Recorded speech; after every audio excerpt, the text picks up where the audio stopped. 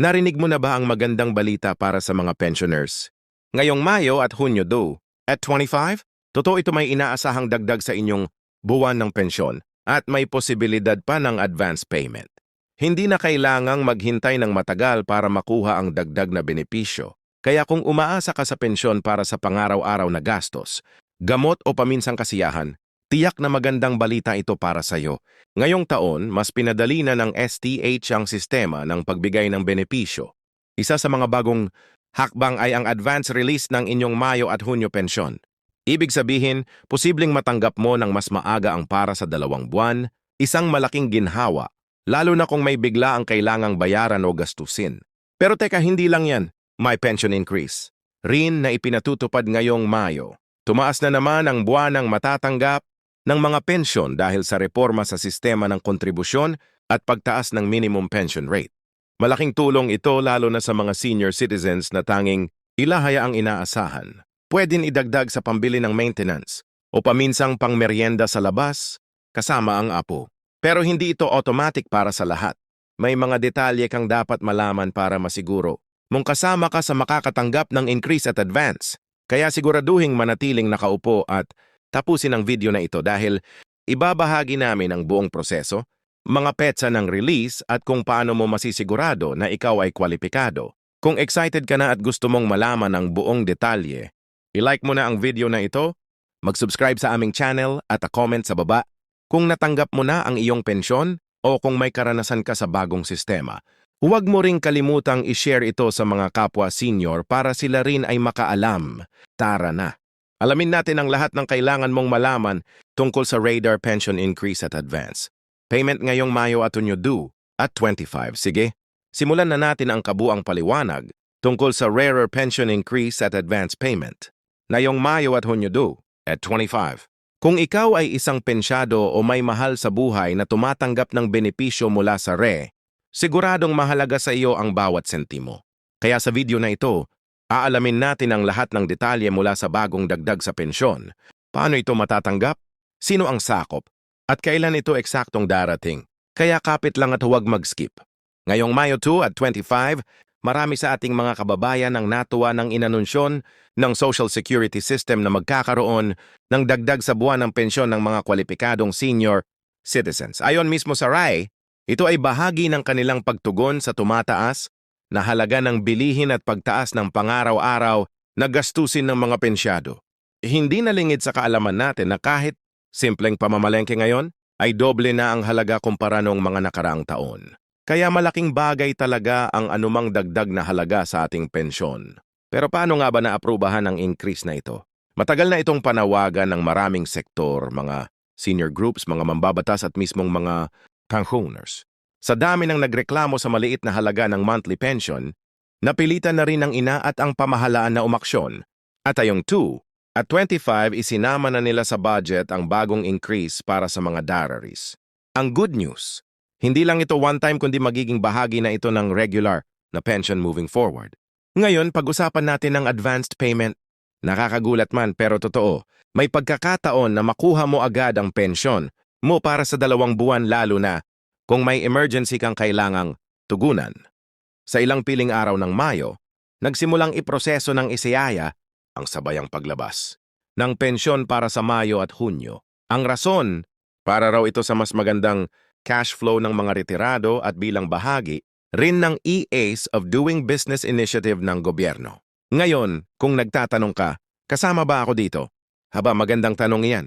Ayon sa RA, lahat ng aktibong pensioners na walang sabit o hindi, on hold ang kanilang pension ay pasok sa increase at advance. Pero dapat siguraduhin mong updated ang yung impormasyon sa RAYA. Marami kasing kaso na hindi natatanggap ng iba ang benepisyo nila dahil outdated na ang kanilang contact info o kaya may kulang sa kanilang records. Kaya ngayong buwan, may ilang pensioners na sabit ng pumunta sa bangko o maghintay ng notifikasyon sa kanilang mobile phone. Dumating na ba? Naipadala na ba? Yan ang tanong ng marami. Ang totoo, nagsimula na nga ang proseso. May ilang bangko tulad ng Land Bank, iat na nag-abiso na may mga pensioners nang natanggap ang kanilang pondo kasama ang increase at advance payment. Ang iba naman nakaschedule sa mga susunod na araw, depende ito sa bangko at sa bilis ng processing ng bawat account.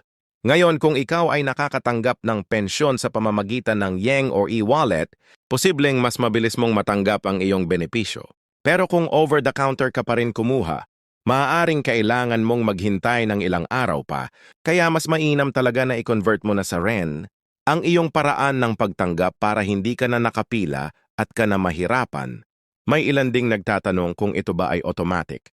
Sa madaling sabi, makukuha mo ba agad-agad ang increase at advance kahit wala kang gawin? Sa kabutihang palad, basta active ang iyong laro pension status at walang problema sa records mo, automatic ang pagpasok ng dagdag at advance. Pero syempre, mas maganda pa rin na i-check mo ang iyong online account para makasiguro. Pwede ka ring mag-email o tumawag sa kanilang hotline kung may duda ka sa status ng iyong pension. At kung iniisip mo kung gaano kalaki ang dagdag ayon sa mga ulat nasa 1,000 hanggang 2,000. Ang idinagdag depende sa kategory ng iyong pensyon. Hindi ito pare-pareho sa lahat.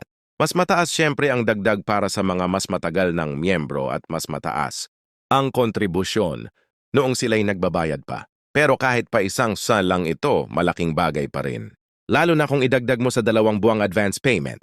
Pwede na itong ipambili ng gamot, groceries o ipanghanda sa kaarawan ni lolo o lola. May ilan ding senior na nagulat sa biglang pasok ng mas malaking halaga sa kanilang lin. May nag-akala pa ngang baka may mali. Pero nang kinumpirma nila sa Rare at sa bangko, tama nga. Ito ang increase at advance na napapanahon. Kaya kung sakaling makatanggap ka ng mas mataas kaysa sa inaasahan mong pensyon, huwag kang mag-alala. Hindi ito scam. Ito ay bahagi ng bagong benepisyo na ipinatutupad ngayong Mayo 2025. Ngayon, pag-usapan naman natin ang kahalagahan ng pagiging updated sa RADA records. Maraming pensioner ang hindi nakakatanggap ng ganitong mga benepisyo dahil may mali sa kanilang records, maling spelling ng pangalan. Hindi tugma ang petsa ng kapanganakan o kaya'y hindi pa na-update ang kanilang contact information.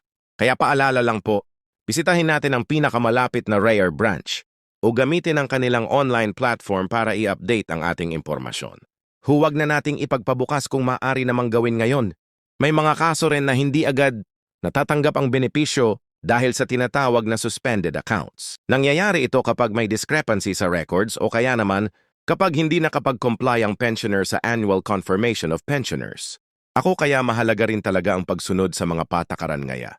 Sa totoo lang, hindi naman mahirap ang proseso kung ikaw ay may internet o kahit cellphone. Maaring gawin online ang AKOP gamit ang video call or email depende sa guidance ng NAYA. Ngayong nasimula na ang release ng Advanced Pensioned Increase, ang tanong ngayon ng marami ay magiging regular na ba ito? Ayon sa ES, pinag-aralan pa nila kung pwedeng gawin taon-taon ng ganitong sistema ng advance release, lalo na kung may mga panahon ng kalamidad, holiday season o mga pangangailangan ng mga senior citizens. Pero para sa taong ito, tiyak na ito, darating ang dagdag at advance payment.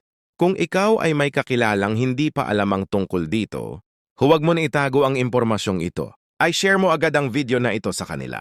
Marami pa rin kasing pensyado na walang access sa internet o hindi marunong gumamit ng online, lalo portal. Kung ikaw ay text na lolo o lola o anak ng isang pensyonado, tulungan natin silang malaman ang ganitong mga balita. Sa panahon ngayon, ang impormasyon ay parang ginto. Kapag naipasa mo sa iba, mas marami ang nakikinabang. Kaya naman nakakatuwa rin na sa social media, makikita mong trending ang balita tungkol sa RAL pension increase. Maraming netizens ang nagpo-post ng screenshot ng kanilang natanggap na dagdag at nagkukumustahan kung pareho rin ba ang halaga na nakuha ng iba. Para itong maliit na komunidad ng mga senior na nagtutulungan at nag-a-update sa isa't isa. Kung isa ka sa kanila, huwag kang mahiyang makikomento at makipag-usap. May ilang senior citizens na nakapagplano na kung paano nila gagamitin ang dagdag na natanggap.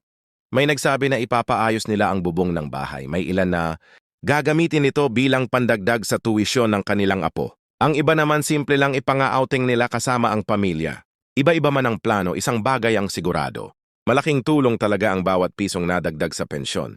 Sa mga nagtatanong din kung pwedeng magloan o may kaugnayan, ba ang advance sa mga utang SAS? Malinaw ang sagot, hindi ito loon. Ang advance payment ay bahagi lamang ng 2-month disbursement.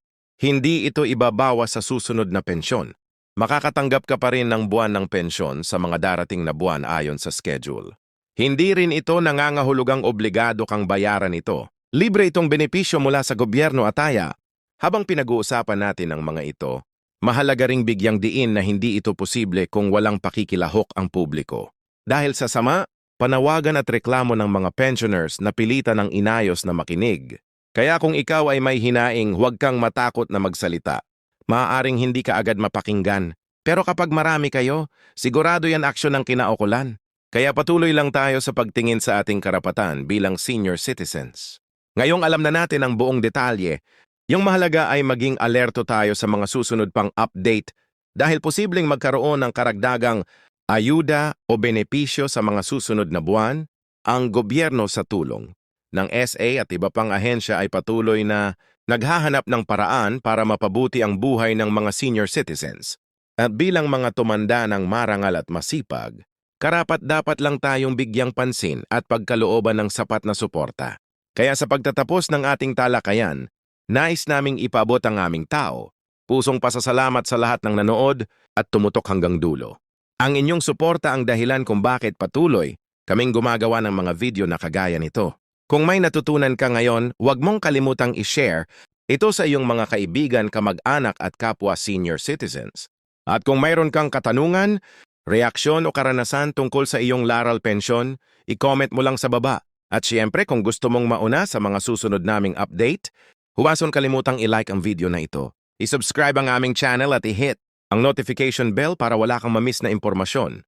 Tandaan, sa panahon na iyon ang kaalaman ay kapangyarihan at kung alam mo ang iyong karapatan, hindi ka malalamangan.